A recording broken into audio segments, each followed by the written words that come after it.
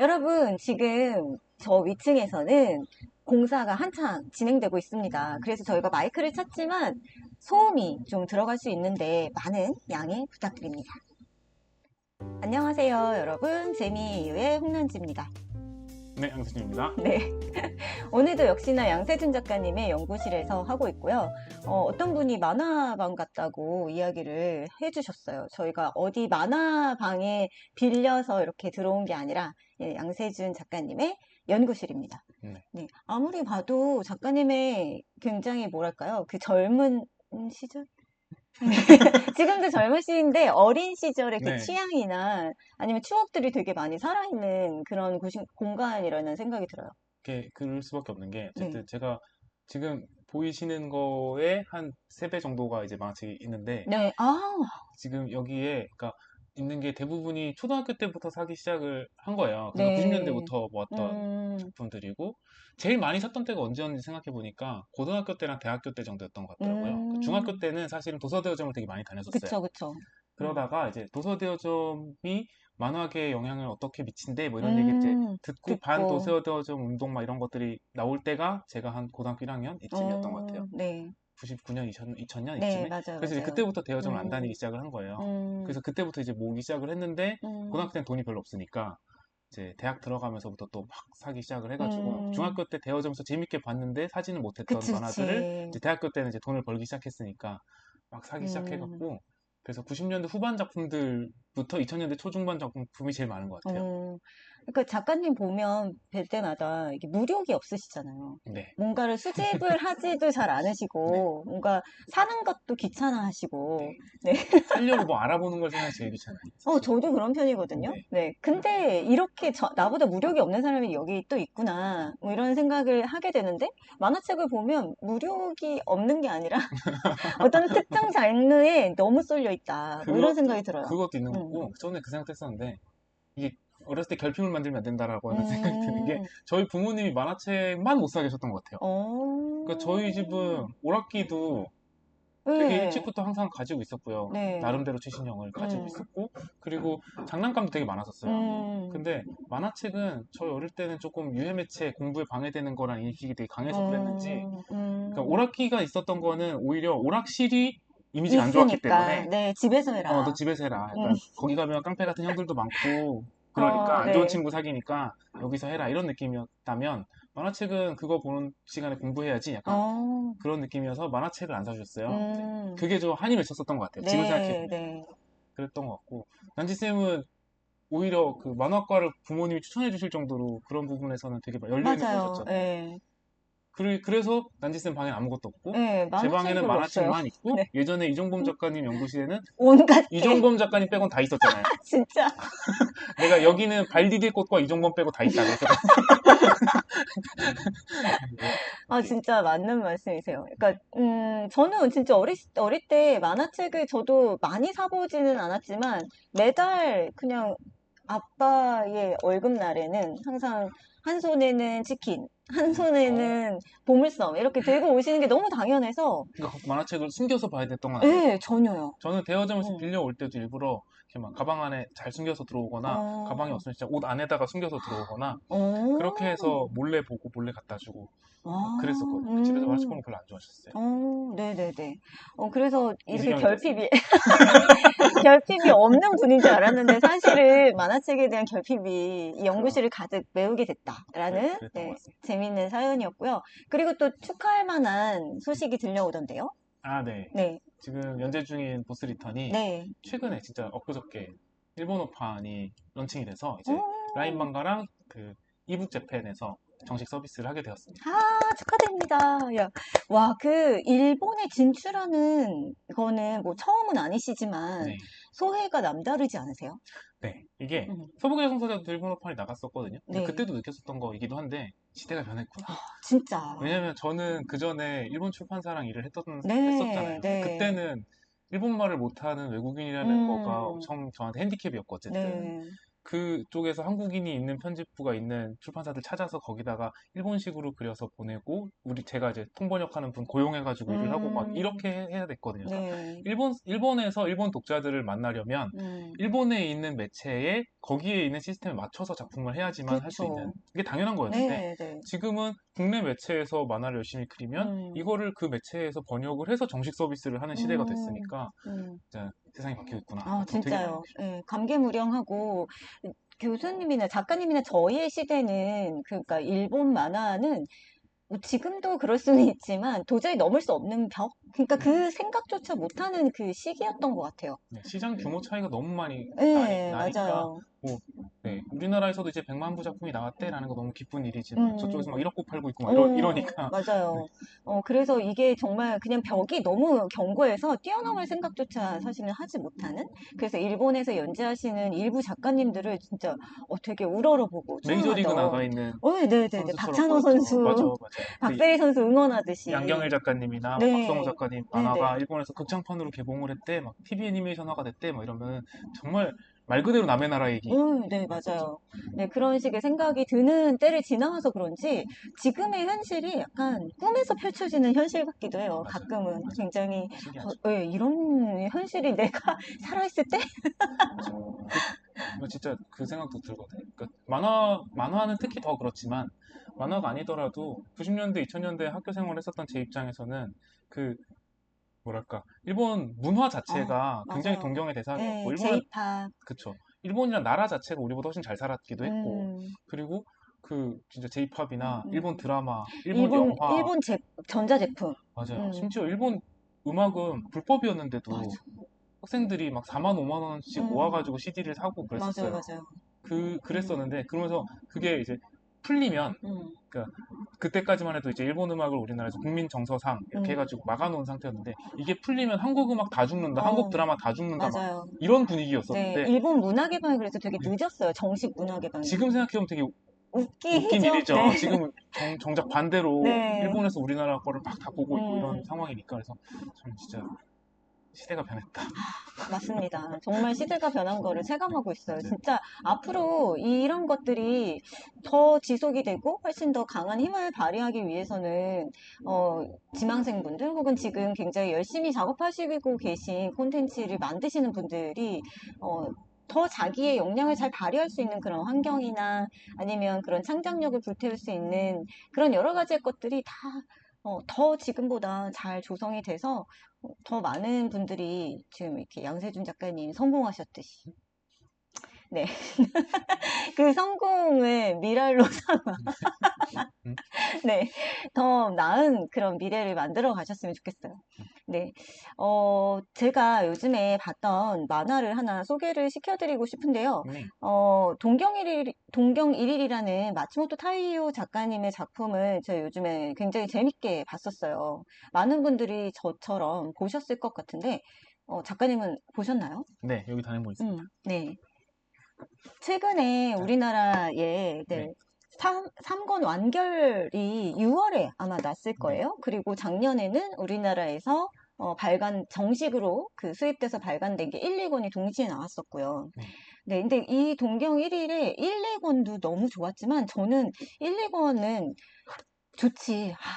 좋네. 뭐 이러면서 읽다가 3권을 읽고, 이거구나. 제가 3권을 아직 그치. 못 봤어요. 정말요? 3권이 좀 뒤늦게 나왔잖아요. 1, 2권이 네. 한꺼번에 나오잖아요. 3권이 올해 6월에 네. 나왔거든요. 최근에 나왔어요. 사놓고 좀 뜯지를 못했습니다. 저도. 음. 네. 그렇네요. 네.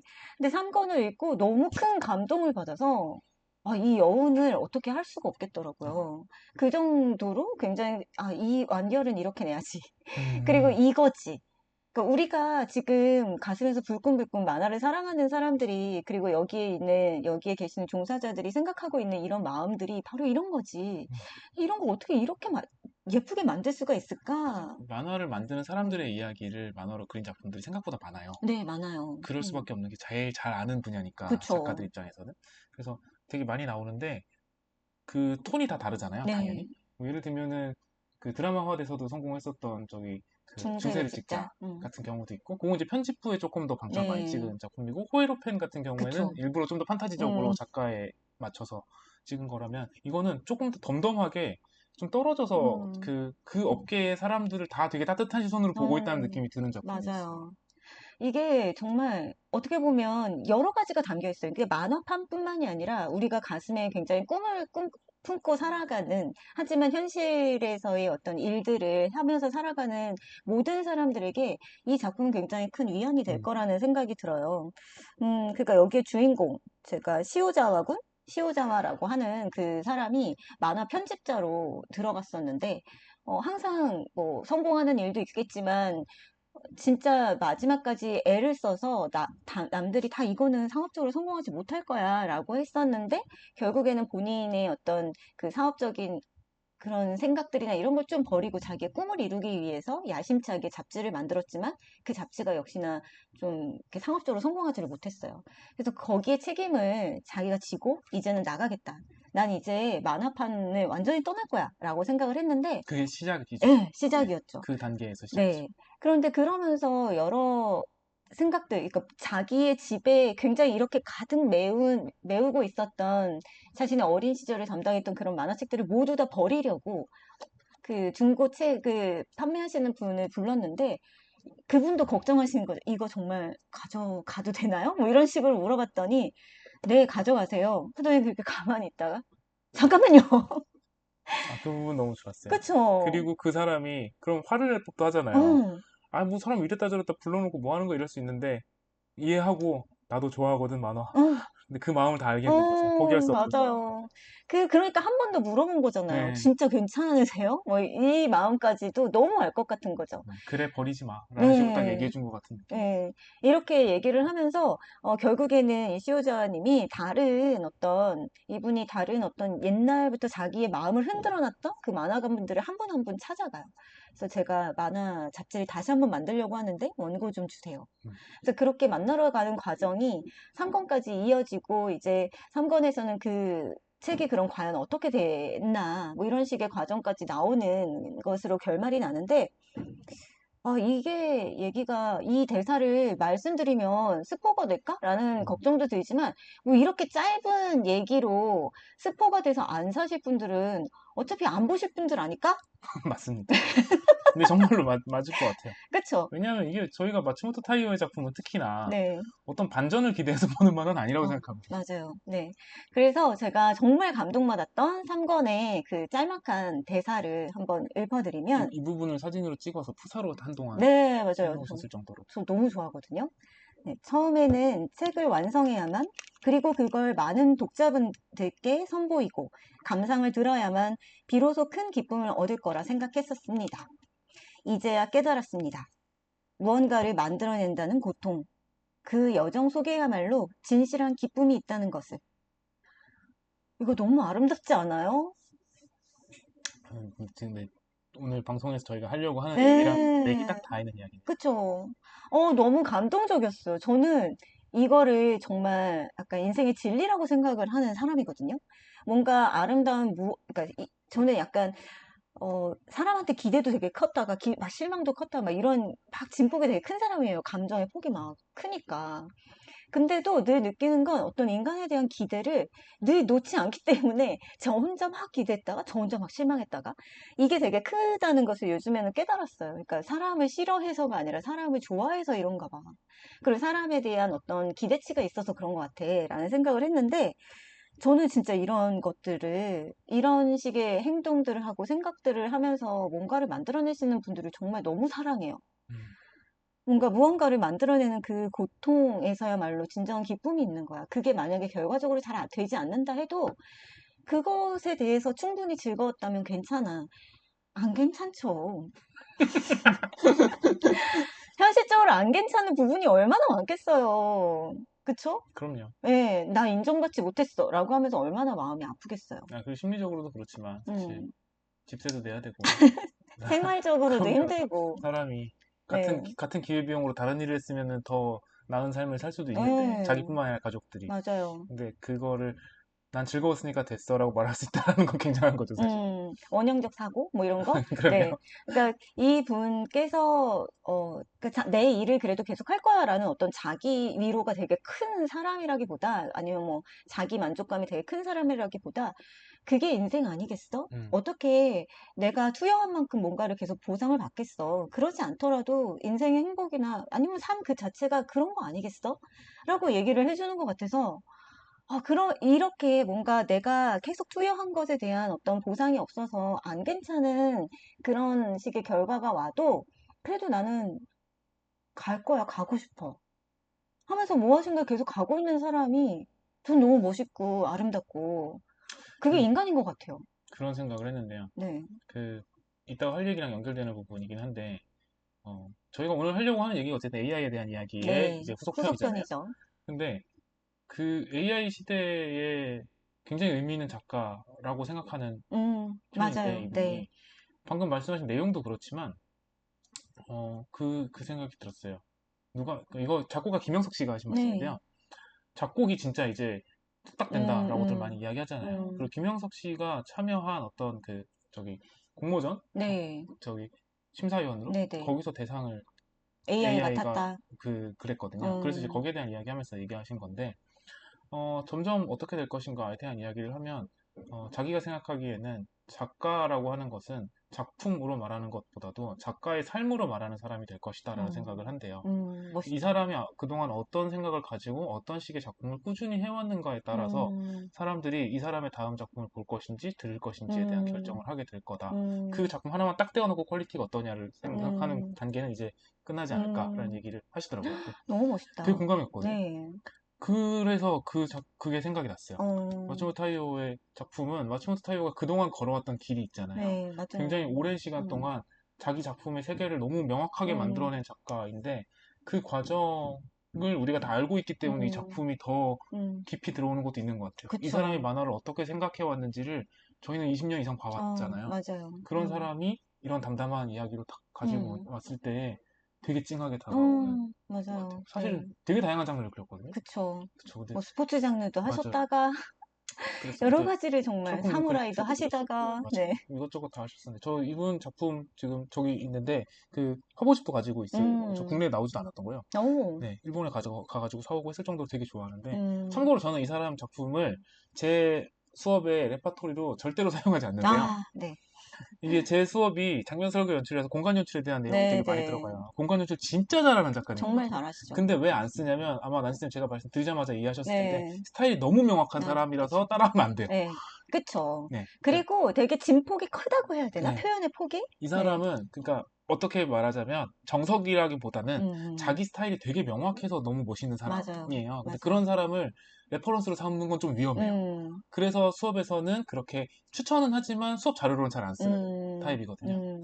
저는 좀 그래서 마츠모토 타이오의 작품을 그런 식의 어떤 왜곡 투시 같은 네. 그런 것들을 너무 잘하니까 그런 것들로 처음에 우리의 눈을 사로잡았으니까 그런 쪽으로만 레퍼런스가 쓰여왔던 게 조금 아쉬워요. 저도요. 네, 내용적으로 맞아요. 더 깊이 있게 다가갈 수 있고 분석해 볼 여지가 있는데 너무 그런 어떤 화려한. 네. 스타일리시한 그런 작화에만 집중을 했던 게 아닌가라는 맞아요. 생각도 듭니다. 근데 이 여전히 손맛은 음. 정말 정말 좋지 않아요? 네. 그런 의미에서도 더더욱 네. AI 시대에 되게 울림이 있는 작가가 아닌가. 그러니까 맞아요. AI가 못하는 것은 무엇인가에 대한 생각을 음, 많이 하거든요. 네네네. 예전에는 과정에 대한 이야기들을 되게 많이 했는데 네. 그림을 그리는 과정을 보여줄 수 있다라는 거가 AI의 못하는 부분이라고 생각하는 것도 이미 좀 나이브한 생각인 것 같아요. 음, 그것도 음, 만들어내요, 심지어. 물론 이제 만들어내도 사실은 그건 가짜기 때문에 음, 어떤 의미에서는 별로 의미가 없다라고 하실 수도 있지만 그것보다 더 중요한 건 아까 말씀드렸던 것처럼 작가가 누구인가가 중요한 음, 작품. 음, 그거 되게 중요하다고 생각을 하고요. 음, 이 사람 어떤 경우에는요. 제가 최근에 유튜브에서 어떤 노래를 듣고 되게 감동한 적이 있는데 뭐였냐면은 중견 배우분들이 같이 합창처럼 노래를 부르신 적이 있어요. 네. 되게 한 50대 이상의 남성 음, 배우분들이신데 음, 완전 톱스타는 아니신데 얼굴 보면 다 누군지 알만한 그런 음, 분들이 같이 노래를 부르시는데 꿈에 대한 노래를 부르시는데 너무 감동적인 거예요. 그 그렇겠다. 이분들이 그 뒤에 사진에, 그러니까 노래를 부르시는데 뒤에 사진에 옛날에 연극할 때 20대 때 음, 모습들이 같이 음, 나오면서 음, 내용이 다 그런 식의 괜찮아, 너 잘하고 있어. 뭐 이런 식의 음, 내용인 거예요. 근데 그게 주는 울림이 너무 큰 거예요. 진짜요. 노래는 당연히 수십 년 동안 노래만 해오신 분만큼 잘하진 않겠지만, 음, 근데 일단 발성이 좋으시고, 음, 발음이 좋으시고, 연극하시는 분들이니까. 그쵸. 근데 기본적으로 그분들의 삶이 20년, 30년 동안 쭉 연극을 해오고 영화를 음, 해오셨던 그게 있으니까 그분들이 청춘들에게 해주는 노래는 되게 울림이 크더라고요. 맞아요. 그래서 누가 어떤 삶을 살아온 사람이 어떤 작품을 보여준다라는 건 되게 의미가 크다고 생각을 해요. 그게 AI가 하긴 어려운 부분일 거라고 생각이 들고, 그리고 결국 수작업이 되는데, 수작업은 물론 수작업의 느낌을 흉내낼 수는 있지만 그거랑 진짜 수작업은 또 다른 문제라서. 그럼요. 그래서 사실 저는 김정기 선생님이 너무 일찍 돌아가신 것 같아서 좀 네. 가슴 아프기도 하거든요. 그러게요.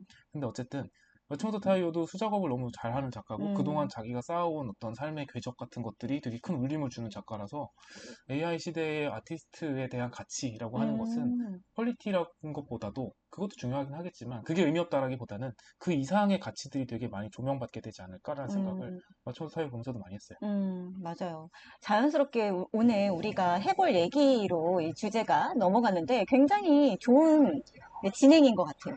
네, 저희가 지난번에는 AI 기술이 어디까지 왔나? 네, 어디까지 왔는지 우리가 그래서 각자 음. 사용해봤던 사용기, 그리고 또 AI 기술이 웹툰 창작에 침투하게 되면 어떤 식의 결과가 벌어질지를 두려움과 뭐 우려, 문제점을 인식하시는 그런 분들의 여러 가지 사건들, 그런 것들을 중심으로 해서 좀 얘기를 해봤어요. 근데 저희가 녹화를 끝내고 나서 너무 급히 끝냈다.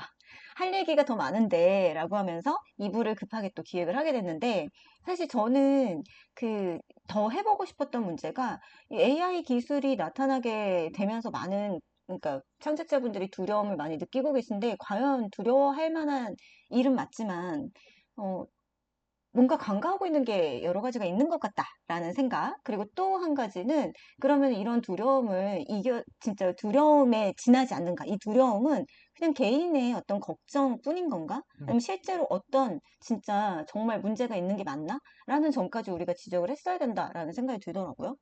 네. 또 그때 못다한 이야기들 있으세요? 네.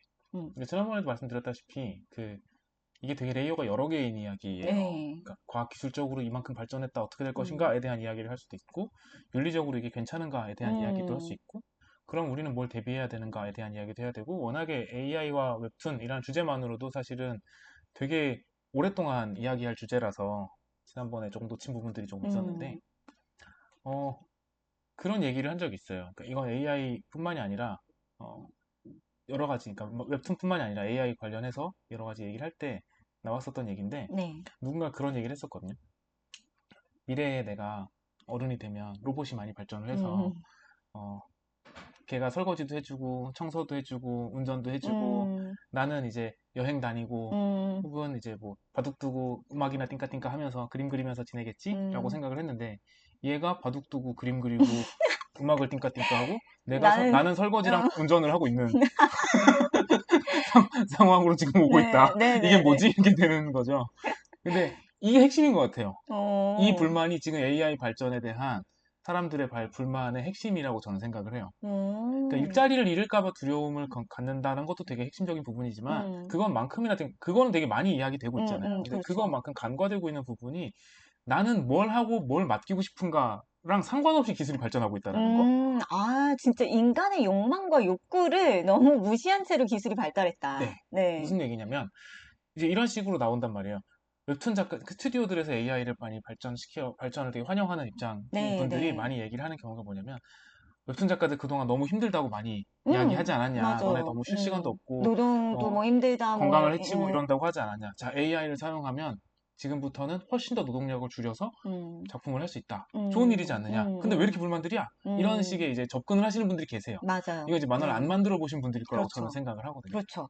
이게 어떤 느낌이냐면요. 제가 이제 학생들한테 이 비유를 했다가 이제 학생들이 되게 공감했던 거였는데, 뭐냐면 요리 좋아하시는 분들 많잖아요. 네. 요리 좋아하시는 분들, 나는 칼질하는 것도 좋아하고, 그리고 이제 뭐 재료 손질하는 재료 것도 손질해가지고 이제 뭐 좋아하고, 음식 넣고 이렇게 뭐 끓여가면서 음, 간도 맞춰가면서 하는 그 음, 과정 자체를 너무 즐기는 어, 그런 사람들이 보통 요리를 네, 좋아하는 네. 거잖아요. 그쵸. 근데 나는 이건 너무 좋지만 재료 사가지고 이렇게 준비하고, 어, 그리고 이제 뭐 씻고 또 마지막에 설거지하고 정리하고 하는 건 음, 싫어. 인 음, 사람들이 더 많거든요. 음, 요리하는 걸 좋아하는 것과 그건 조금 별개의 문제일 수 맞아요. 있는데, 사실은 이 모든 과정이 요리의 일부이기 때문에 그쵸. 그냥 받아들이고 있는 거인 네네. 거죠. 그런데 누군가 나타나서, 자, 지금부터는 요리를 진짜 쉽게 간편하게 할 수 있는 레토르트 식품 같은 게 밀키트가 나왔어요. 있어. 라고 말하면서, 이제 당신은 설거지만 하면 돼. 나는 좋은데. 나는 설거지가 제일 아, 그래요? 좋거든요. 그러면 괜찮겠지만, 네.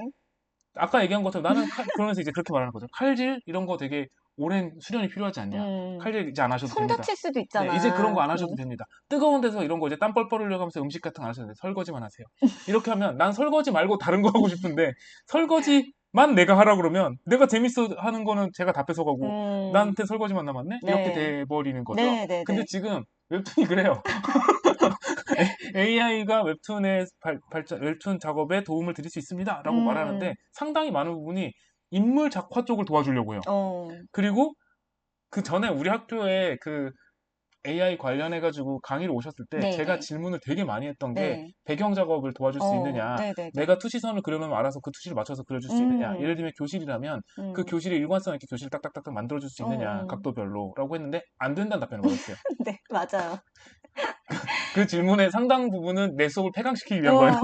아니, 그리고 그게 바로 설거지거든요. 지금 양세준 작가님 지금 이게, 입장에서는. 네, 이게 설거지거든요. 네, 네. 그러니까 제가 하면서 만화 그려서 제일 현타올 때가 뭐냐면은 그 3D로 배경을 넣었어요. 예를 네. 들면 이거 되게 공감하실 거예요. 그려보신 분들은. 네. 교실 배경을 넣었어요. 그럼 교실 배경을 넣었으니까 야 배경 들어갔으니까 이제 진짜 쉬워졌다.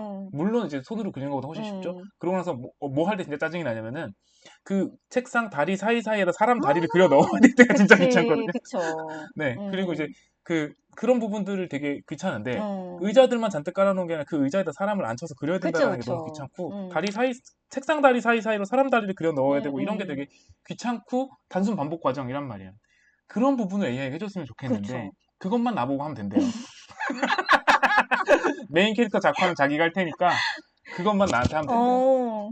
이게 짜증나는 거죠. 그러니까 예를 들어서 스테이크 시키면 스테이크 나 먹을 테니까 가니쉬 먹어. 건강 다이어트 한다며. 다이어트 한다며. 먹는 건 내가 할 테니까 넌 설거지를 해. 그거네. 그러니까 즐거운 건 다 빼가고. 그렇네요. 그러니까 이런 부분인 거예요. 그래서 와 그러면은 그러니까 실제로 작업량은 줄죠. 그리고 되게 중요한 작업, 특히 인물 작화 같은 경우에는 메인 인물 작화 같은 경우에는 정말 수련을 많이 해야 되는 부분이기 때문에 요리에서 칼질 같은 거일 수도 있어요. 그쵸. 근데 그 부분이 즐거움이에요. 그쵸. 작가들 입장에서는 내가 왜 이 칼질 수련을 했냐면 그치. 그 칼질 다다다다다다 능숙하게 해낼 때의 그 즐거움을 전 못하지만 그쵸. 그 쾌감이지. 그러니까 거기에 대비될 수 있는 게 인물 작화거든요. 내가 인물 작화를 잘하기 위해서 어렸을 때부터 연습장에다가 그림을 그리는데 이것보다 훨씬 더 예쁘게 잘 그릴 수 있는 방법은 없을까? 같은 것들을 다른 사람들 그림을 보고 연구하기도 하고 사진을 보고 해부학을 공부하기도 하고 하면서 내가 수련해서 여기까지 할 수 있는 거고 이걸 능숙하게 할 수 있다는 게 자부심이고 즐거움인데 이 부분을 가져가겠다고 하는 거니까 그리고 이제 책상 다리 사이에 사람 다리를 그려 넣으라고 하면 승질이 나겠어요? 안 나겠어요?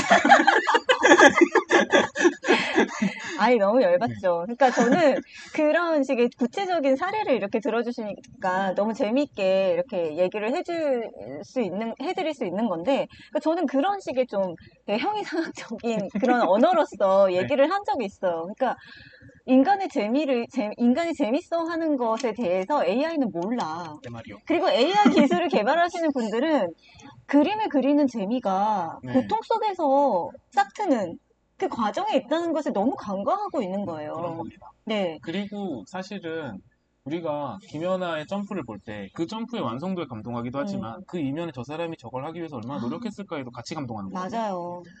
조성진의 피아노도 마찬가지고. 그럼요. 우리가 누군가의 능숙한 무언가를 봤을 때 감동하는 이유는 정확한 음을 쳐낸다 해서 오는 게 아니라 저 사람의 삶이 보이기 때문이에요. 맞아요. 근데 동경일일에 저희가 감동한 이유도 마찬가지인 거고. 근데 AI가 할 수 없는 부분이 거기인 거죠. 근데 그 부분을 AI가 가져가면 사실은 양쪽 다 루즈루즈가 돼요. 윈윈이 아니라 루즈루즈가 돼요. 그러니까 뭐냐면 그리는 사람도 재미를 잃고 보는 사람도 그 너머의 감동에 접근할 수 있는 권한을 잃는 거라고 저는 생각을 하거든요. 우리가 그 플라스틱 그릇도 물론 가치가 있지만 쓰임이 있으니까. 근데 우리가 도예 작가가 만든 그릇을 갖고 싶어하는 이유는 마찬가지라고 생각하거든요. 이 사람이 이 물레를 차고 이걸 만들어내는 과정을 수련을 통해서 만들어진 과정 그리고 이 도예 그릇에 만들어진 어떤 정신적인 가치 같은 것들에 우리가 돈을 지불하는 거잖아요. 그래서 다이소에서 사는 그릇보다 더 비싼 돈을 주고 사는 거거든요. 그럼요. 네. 그러니까 서로 다른 가치가 있는 거죠. 근데 효율성만 가지고 생각하면 이건 바보짓인 거예요. 이거는 바보짓인 거고 이걸 사는 것도 바보짓인 거예요. 그쵸. 근데 이걸 만든 사람이나 사는 사람이나 모두가 바보가 되는 거죠. 근데 그렇다고 해서 이게 바보짓이라고 해서 이 업계나 이 가치가 사라졌느냐 하면은 전혀 그렇지 않고 맞아요. 그런 의미에서 생각했을 때 우리가 그림을 그리는 즐거움이라는 것을 느낄 수 있고 그림을 보는 사람이 그 너머의 그 가치들을 여전히 즐길 수 있다면 AI가 생기는 것 자체가 어떻게 보면은 그 다이소가 생기는 거랑 비슷한 거인 거죠. 일부분이 다른 시장으로 확대될 수 있겠지만 그렇다고 해서 이쪽이 사라지는 건 아니라서. 맞아요. 저도 굉장히 동감하고요. 그러니까 굉장히 여러 층의 문제들이 많은데 저는 너무 이 산업이 뭐라 그래야 될까? 산업으로만 콘텐츠를 생산해내는 산업으로만 여겨지는 것에 대한 어떤 두려움도 함께 들어가 있다고 생각을 하고 네. 그로 인해서 나타난 사건들이라고 생각이 들어요. 맞아요. 그러니까 이 만들어내는 과정 그리고 누군가에게 보여줘서 그 보는 사람들이 느껴 있는 감동 이런 거는 되게 좀 이런 얘기를 하면 사람들이 근데 그건 아니지 않아요? 라고 얘기하실 수도 있지만 예술적인 측면을 너무 간과하고 있다. 저도 그렇게 생각해요. 네, 이 작품을 만들어내는 과정은 우리가 옛날부터 인간이 계속해서 해왔던 예술 창작 작업 그리고 예술을 감상하는 그런 식의 감상자들의 태도 이런 것들이 굉장히 많이 녹아들어 있는데 그것을 완전히 이거는 스낵컬처니까 네. 이건 산업이니까 팔려야 되니까 그 부분은 아니지 않아 라고 하면서 도려내는 것 같아요. 네. 그러니까 우리가 한국 만화 역사에서 우리는 되게 많은 탄압을 받아왔잖아요. 네. 오랫동안. 우리라고 하면 이제 업계 전체를 이야기하는 거고 사실 저보다는 저희 선배님들이 훨씬 많이 그렇죠. 당하셨지만 네. 그 과정에서 지금은 거기서 굉장히 많이 벗어나 있기는 해요. 네. 물론 지금도 갈 길이 멀긴 하지만. 근데 그 부분에 있어서 우리가 굉장히 많은 표현의 자유라든지 이런 것들을 쟁취할 수 있었던 것. 그리고 아까 제가 처음에 어떻게 하다 보니까 말씀을 드렸는데 전 어렸을 때 만화책을 사기가 어려웠다고 말씀드렸잖아요. 숨겨가지고 네. 들어가야 됐다고. 왜냐면 저희보다 윗세대, 저희 부모님 세대에서는 홍남주신 부모님처럼 연려 계신 분도 계셨지만 만화라는 매체나 만화가에 대한 인식이 그렇게 좋지 못한 시절을 지나서 지금까지 오는 과정에서 인식이 되게 좋아진 부분들은 너무 다행이긴 한데 그 부분은 상당 부분이 이 분야가 돈이 된다라는 거에 근거를 둔 게 되게 커요. 맞아요. 제가 맞아요. 느끼기에. 네. 지금은 K 만화, K 웹툰이라고 하는 것이 해외에서 많은 수익을 거둬들이고 또 원천 콘텐츠로서의 가치를 갖는다. 지금 여러분이 많이 재밌게 보신 신과 함께 영화의 원작도 웹툰이었고요. 지금 재밌게 보고 계시는 드라마 뭐의 원작도 웹툰이었고요. 지금 웹툰이 해외에서도 굉장히 많은 인기를 얻고 있고요. 라는 식으로 웹툰의 가치를 많이 증명을 해왔어요. 이건 다행이죠. 그쵸. 너무 그럼요. 다행이긴 너무 하지만 좋은 일이에요. 이거에만 집중된 게 조금 아쉬운 거죠. 그렇죠. 그러니까 산업적인 측면에서는 되게 많이 인정을 많이 받아온 것 같고 또 최근에 네이버 웹툰이 나스닥에 상장을 하는 사건도 네, 있었고 네. 그러면서 이제 점점 와 진짜 돈이 되나 봐. 저 분야가 정말 앞으로 우리의 먹거리인가 봐. 같은 것까진 됐는데 이게 예술로서 바라보는 그 관점은 아직도 좀 부족하다라는 생각이 들어서 그러다 보니까 산업적으로 바라보면 결국은 공장식으로 점점 더 흐르게 되거든요. 그렇죠. 왜냐면 효율을 중요시하게 맞아요. 되니까. 네. 근데 그 아까 말씀드렸던 것처럼 그거는 그것대로 가치가 있고 그것만큼이나 또 작가의 삶이 그 작품에 녹아 들어가는 그걸 즐기는 분야가 분명히 있는데 그 부분이 조금 간과되는 거는 분명히 있는 것 같다. 그게 지금 AI의 논란에서도 작가가 재미있게 작품을 만들고 독자가 작가의 삶을 들여다보는 것이라는 부분이 빠져 있는 이유도 지금 말씀하신 그 부분인 것 같아요. 맞아요. 그러니까 이게 창작에 굉장히 힘이 많이 들어요. 뭔가 어시스턴트를 내가 혼자서 고용하면서 그렇게 그 오리지널 작품 하는 게 좀 힘들어요. 사실 이건 사실이거든요. 이거는 거짓이 아니에요. 정말 많은 힘듦과 고통 속에서 그 작품들이 나오는 거죠. 하지만 그렇다고 해서 이 작업을 뭐랄까요. 그 힘드니까 안 할 거야? 라고 물어보면 그건 좀 다른 일 같아요. 맞아요. 네. 여러 번 말씀을 드리지만 생산과 기술의 문제로만 너무나 경도된 측면으로 바라보다 보면 사실 AI가 빠르게 한 명의 인력보다 더 빨리 후반 작업을 해주는데 안 할 이유가 어딨어? 라고 접근할 수가 있지만 인간은 그런 것에 재미를 느낄까? 혹은 그런 것에 감동을 느낄까? 이 부분은 또 다른 차원의 일이다. 라는 식의 생각이 계속 드는 거죠. 그래서 저는 창작 지원을 하기 위한 일환으로서 AI가 발전하고 있어요. 라고 하는 측면도 굉장히 많이 이해가 되고, 작가님들을 위해서 하는 말이다라는 것도 공감을 하지만 그것과 함께 놓치고 있는 저희가 지금 얘기하고 있는 이 부분도 함께 잘 살펴주셔야 정말 작가에게 필요한 AI 기술이 만들어지지 않을까라는 생각이 네. 듭니다. 스케치업이 그 웹툰 제작에 본격적으로 들어왔을 때 작가들의 거부감이 적었던 가장 큰 이유는 네. 배경 작업을 그쵸. 다들 즐거워하지 않았기 때문이에요. 설거지 작업을 해준 거군요. 네. 그러니까 물론 아까 설거지 즐겁다고 하셨잖아요. 네, 그런 네. 분도 계시거든요. 네, 네. 공간 연출을 하는데 즐거움을 느끼시는, 공간을 그리는 거에 재미를 느끼는 사람들도 있어요. 그런 분들한테는 스케치업이 되게 시큰둥했을 거예요. 그쵸, 그쵸. 조금 난 필요 없는데? 음, 저게 내가 제일 핵심적으로 재밌다고 생각하는 부분인데 저걸 가져가네? 라고 어, 하시는 분은 스케치업 안 쓸 수 그쵸. 있었을 거예요. 안 사용하시죠. 네, 그거랑 마찬가지라고 생각이 들어요. 음, 근데 이제 인물 작화 같은 경우에는 대다수의 만화가들이 가장 즐거워하는 부분이거든요. 근데 그 아, 부분에서 그럼요. 효율을 챙기면 이거는 효율의 문제가 아닌 거죠, 음, 사실은. 그런 사례 많이 있잖아요. 왜, 저는 친구들이, 야, 너 만화가 해봐. 라는 얘기를 해준 적이 있는데, 네. 그게 왜 그러냐면, 몇 명의 사람을 계속 연속적으로 그렸는데, 이 사람은 저 사람은 똑같아. 아, 일관성. 예, 일관성이 있으니까 너 만화가 해. 라고 얘기를 하더라고. 근데 네. 그때 저는 기분이 나빴죠. 얘 다르고 쟤 다른 캐릭터인데. 아, 똑같아? 근데 네, 아다르고 어다른 식으로 받아들일 수 있지만 네. 네, 어떻게 이렇게 사람을 그릴 때마다 똑같이 그릴 수가 음, 있어? 라고 그림을 안 그려본 친구는 그걸 되게 그 신기하더라고요. 얘기는 또 되게 의미는 있다고 생각해요. 왜냐면 네. 어떤 의미에서는 스타일이 있네. 어, 이라는 거잖아요. 네, 네, 다른 맞아요. 캐릭터를 그려도 다 비슷비슷하게 나온다라는 거는 다양성이 부족하다라고 받아들일 수도 있지만 음. 어떤 의미에서는 와, 너는 네 스타일이 있구나. 라는 어, 거인 거죠. 네, 맞아요. 그 친구는 진짜 실제로 칭찬을 했어요. 그 네, 의미로 말한 걸 것 같아요. 네. 네. 근데 어쨌든 지금 하는 얘기는 네. 그러니까 그런 어떤 인물을 그렸을 때의 즐거움은 모든 작가들이 정말 너 인물 잘 그리니까 야, 너 만화가 해봐라. 이런 얘기 진짜 많이 들었을 네. 것 같거든요. 그러니까 배경을 잘 그릴 때, 야, 너 만화가 해봐라가 아니라 넌 건축가 할 거야? 이런 얘기를 음, 들었겠죠. 음. 그렇기 때문에 말씀하신 대로 가장 재미있는 부분을 뺏어가려고 하면 음. 거부감이 크다. 그럴 수밖에 없다. 네. 라는 생각이 들었죠. 네네. 그래서 어떻게 보면 지금 굉장히 많이 네이버 웹툰에서 시도하고 있는 것 자체가 뭐 AI 페인터는 채색을 좀 네. 잘 활용을 할 수 있게 만들어주는 기술, 그리고 작가별로 그림체를 좀 보완을 할 수 있는 혹은 그 그림체로 무언가를 만들어낼 수 있는 그런 기술 쪽으로 계속 발전을 시키려고 노력을 하시는 것 같은데요. 또 한 가지 측면은 뭐 후반 작업에서 AI 기술을 활용하는 그런 제작사들의 사례도 많고요. 근데 여기에서 어, 좀 우리가 살펴봐야 될 것은 채색이나 아니면 후반 작업 같은 데서 많이 어, 활용을 한다라고 한다면 그거는 지금 현재 활동하고 계시는 어시스턴트 분들, 스태프 분들의 일자리를 빼앗기는 그런 일이라고도 할 수 있을 것 같아요. 네네. 네. 실제로 AI가 기술이 굉장히 많이 발달할수록 인간의 일자리는 대체될 수밖에 없다라고 보는 게 중론이고요. 그것을 실제로 이 콘텐츠 업계에서 어떤 식의 추이를 갖고 있는지도 뭐 계속해서 보고서가 발간이 되고 있기도 하고요. 그렇기는 한데 우리 그럼 웹툰계에서는 어떤 인력들에게 가장 큰 타격이 있을까라고 생각을 한다면? 제일 먼저는 채색이라고 생각해요. 네. 채색 작가. 왜냐면 아까 말씀하셨던 네이버 웹툰에서 내놨었던 채색 툴은 나온 지가 벌써 몇 년이나 됐어요. 네, 네. 그리고 그 클립 스튜디오에서도 원래 자동 채색 기능을 처음에 내놨었던 것도 역시 몇 년이나 됐거든요. 음, 그러니까 지금 AI가 이슈가 되기 전에 이미 개발이 됐었던 음, 기술이기 때문에 그거는 되게 가장 빠르게 네.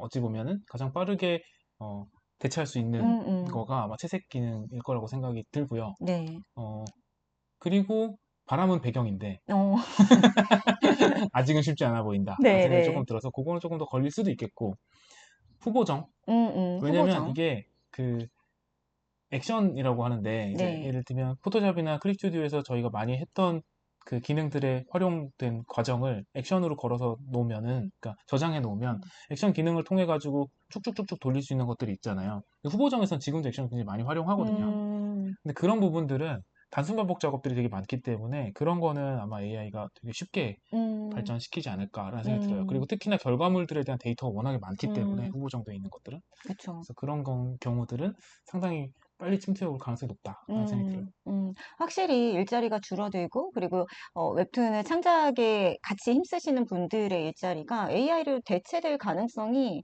굉장히 높다라는 거는 저희가 주지할 수 있는 사실이에요. 근데 외국에서 이 AI 발달에 따른 어떤 문제점이 있을까를 굉장히 다각적으로 연구하는 그런 보고서들을 보면은 그런 문제들을 그런 문제들을 얘기를 많이 해요. 그러니까 이게 구조적인 문제로 인해서 발생하는 것들이 되게 많이 나타날 것이다. 그게 무엇이냐면 더 많은 돈을 가지고 더 많은 혜택을 가지고 혹은 선진국일수록 AI를 활용을 해서 혜택을 굉장히 많이 얻을 것이고 네. 좀 개발도상국이나 아니면 경제적으로 굉장히 힘듦을 겪고 계신 분들은 AI로 인해서 AI가 기술이 아무리 발달해도 혜택은커녕 오히려 해를 입을 수 있다라는 문제를 얘기를 많이 하시거든요.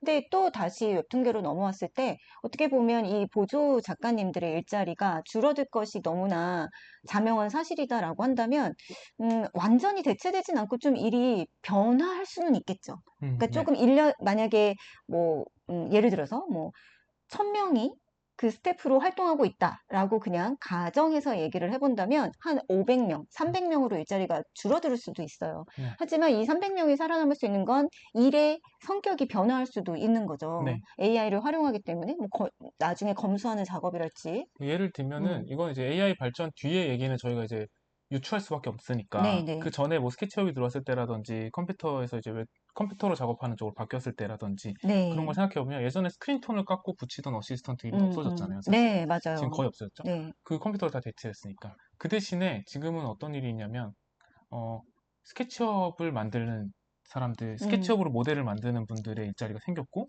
그리고 음, 스케치업으로 배치만 해주는 아르바이트도 있어요. 네네네. 그리고 스케치업에다가 배경에다가 이제 어시스턴트 돌을 배치해주는 경우도 네네네. 지금은 음, 어시스턴트로 일을 하는 경우들이 있고, 그러니까 3D 돌을 어떻게 활용하느냐에 따라서 거기에 음, 익숙한 사람들이 그걸로 음. 돈을 벌기도 하고요. 그러니까 그러니까 네, 컷에 인물 배치를 네네. 3D 인형으로 만들어서 요즘 배치를 스케치 한다는 대신에 그걸 거죠. 하는 분들도 계시더라고요. 그래서 네네네. 그런 식으로 하는 일들은 예전에 없었던 일이잖아요. 네네. 그래서 기술의 발전에 따라서 사라지는 일들도 있지만 또 그런 거 하면 음, 새로 생기는 일들도 있기 때문에 음, AI가 앞으로 어떤 식으로 발전할지에 대해서 저희가 정확히는 모르니까 음, 이런 일들이 생길 거예요라는 얘기는 섣불리 저희가 말씀드리기 좀 음, 어렵지만 분명히 생기긴 할 거라고 생각이 들어요. 네, 네. 없어지는 것만큼이나 또 생기는 것도 분명히 있을 거다라는 생각이 들어요. 네. 그리고 그렇게 만약에 이런 게 생길 것 같아. 지금 어떤 추이야. 라는 것들을 아는 것이 오히려 그런 두려움을 줄일 수 있고, 네, 혹은 미래를 대비할 수 있는 일이잖아요. 네. 그런데, 저도 네, 스테이블 디퓨전을 본격적으로 쓰기 시작하면서 그 네. 생각이 들었어요. 못해 음, 먹겠네, 이거.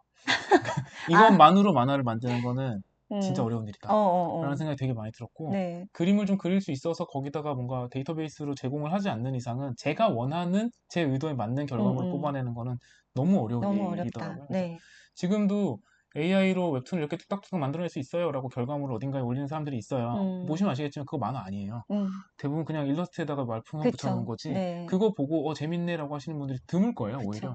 네. 그러니까 우리 다 알잖아요. 그림 잘 그린다고 만화를 잘 그리는 건 음, 아니다라는 거. 그러니까 그게 똑같은 말은 아니거든요. 그림을 잘 음. 그리면 만화를 잘 그릴 가능성이 높죠. 네. 그건 마치 고음을 부를 수 있으면 노래를 잘 부를 가능성이 높은 음, 것처럼.